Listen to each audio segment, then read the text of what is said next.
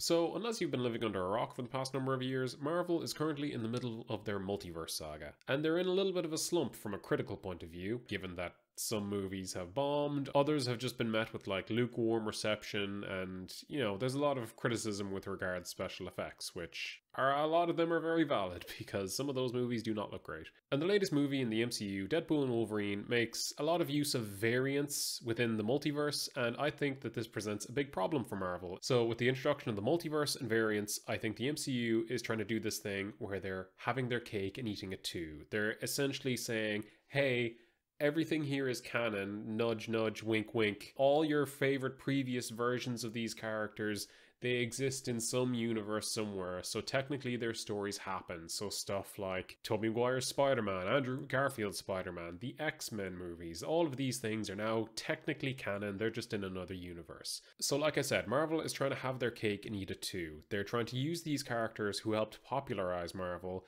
while still giving a lot of priority to their own universe. So they're kind of going, hey, you guys did well before, we're going to bring you on board, but our opinion still matters more than you, so we get priority here. And speaking of giving priority, I'd appreciate it if you'd prioritize that like and subscribe button. It helps me out a bunch and, moves me up in the ranks, all that YouTube spiel that you usually get. It genuinely does help out, so I'd appreciate that. Also, just to let you know, from this point onwards, going to be talking about spoilers within Deadpool and Wolverine, so just be aware of that, I guess. So Deadpool and Wolverine is Deadpool's first foray into the MCU. Along with that, he pulls in Hugh Jackman's Wolverine. Now, it's not the same one that we've seen before. It's a variant. He's the worst Wolverine. He's the one that abandons the X-Men or whatever. And while this is a cool team up, I think it does hinder them for future X-Men and Wolverine movies, and even for other movies involving cameos from this movie, or characters that were,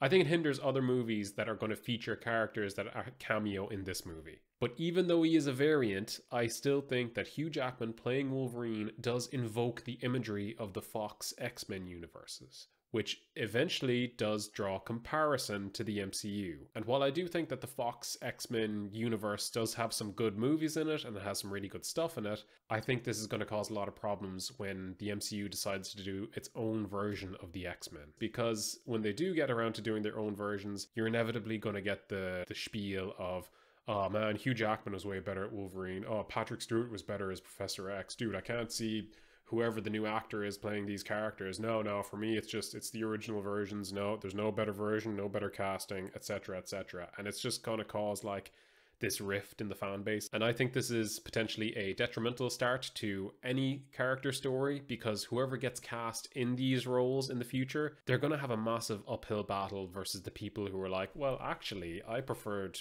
Patrick Stewart as Professor X. And obviously this would happen with any popular character recast. It happens all the time with Superman actors, Batman actors, Spider-Man actors. It always happens. But I think it's going to become a little more venomous when you're doing it literally within the same universe. When in your line of movies that you've made, that you say, these are the ones that are explicitly canon to this universe. Oh look, Professor X has popped up. Oh look, a different version of Reed Richards has popped up. Oh look, a different version of Wolverine has popped up.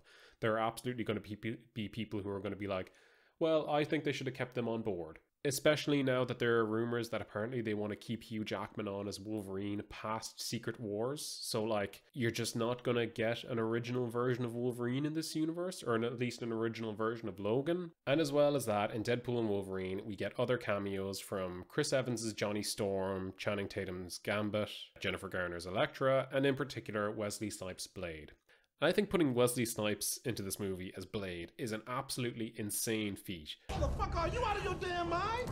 First off, it's cool to see him back, but secondly, they're trying to make their own Blade movie and they're just repeatedly failing at that for some reason. So it really just kind of puts the boot in on that. It's just like, oh, you can't even get your own version of Blade working, and now you're bringing back Wesley Snipes' Blade, even though, multiverse story variant, whatever, but it's still just kind of, I think that's going to draw a special comparison there, because Blade was the character that prevented Marvel from going bankrupt back in the 90s. So when they eventually do get around to making that Blade movie, and it's probably going to be PG-13 or something and have a lot less blood, there isn't going to be a blood rave, then it's going to draw a comparison to the first Blade movie, because they could be dramatically different takes, and hey, the old movie might be a lot better, the new movie might have terrible CGI and just doesn't work. But because they now have them both in the same universe or the same multiverse, there's going to be comparisons there, like no matter what.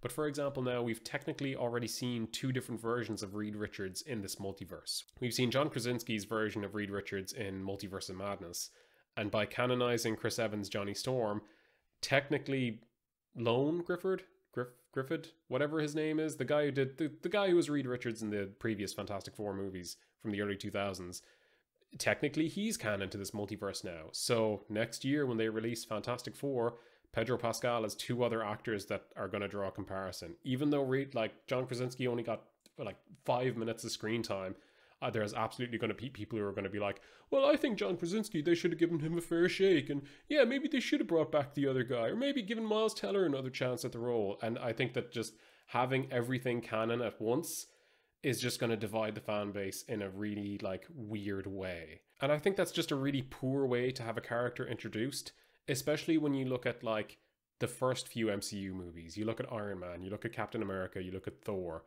There was no dispute there about those characters because the actors were the only versions of those characters that we've seen in big budget movies, and they're the only versions of those characters that we've seen in this universe. Especially at a time when the movies are of a hugely varying quality, that it would be particularly embarrassing if fans come on board and go, the CGI is actually really bad in the new Fantastic Four movie, and I preferred the performance from the other guy who was in the other movie for 5 minutes, you know? And I'm sure Pedro Pascal will do fine, but I don't think that he should have that uphill battle of drawing comparison to two other versions of Reed Richards.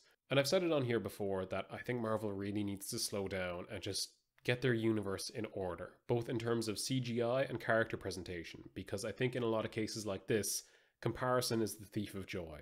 Because I think when the MCU does do versions of Logan or Blade or Reed Richards, and if they make a miscalculation on the MCU version of these characters, like the main streamlined, this is the definitive version of this character, and they make a worse job of those characters, of course it's going to cause infighting amongst the fan base. People are going to go, well, Marvel they're actually on a downward slope because they didn't get Wolverine to cut a guy in half or whatever, or Logan doesn't say Bob, or Blade doesn't Blade doesn't go to a blood rave, so I don't like this movie. And I think that that's just at a stage where the critical and commercial success is on a little bit of a downward trend.